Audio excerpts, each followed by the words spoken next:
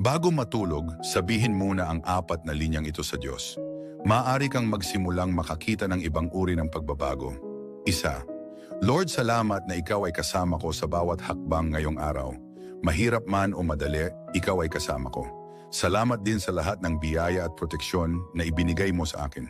Patawarin mo po ako sa palaging pagtutuon sa kung ano ang aking kakulangan sa nakaraan at sa pagkalimot na pasalamatan ka sa kung ano ang mayroon ako.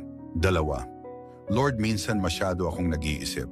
Masyado akong nag-aalala, nagplano ng sobra at sinusubukan kong kontrolin ang mga bagay na hindi ko naman kayang kontrolin. Ipaalala mo po sa akin na lahat ay nasa iyong mga kamay. Nagbukas ka na ng daan noon at naniniwala akong magbubukas ka muli ng daan. 3. Lord, gabayan mo po ako sa tamang landas. Bigyan mo po ako ng karunungan upang tanggapin ang mga bagay na hindi ko mababago at bigyan mo rin ako ng pasensya na maghintay sa iyong perpektong panahon.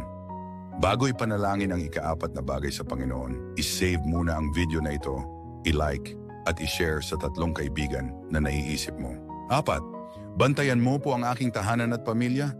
Bigyan mo po kami ng lakas kapag nakakaramdam kami ng pressure at gabayan mo po kami sa direksyon na dapat naming tahakin.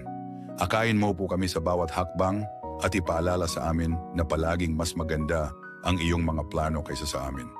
Kung mahal mo ang Diyos at naniniwala sa kapangyarihan ng panalangin, huwag maging maramot sa Amen at panoorin kung paano gagawa ang Diyos sa iyong buhay.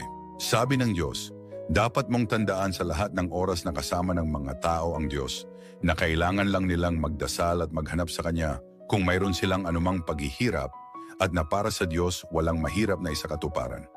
Dapat kang magkaroon ng ganitong pananalig. Nais mo bang matutunan kung paano manalangin at umasa sa Diyos upang malampasan ang bawat paghihirap? Mag-iwan ng mensahe na nagsasabing, gusto kong sumali sa pag-aaral at iimbitahan kita sa aming online fellowship. Sama-sama, sa ilalim ng paggabay ng Diyos, malalampasan natin ang bawat paghihirap.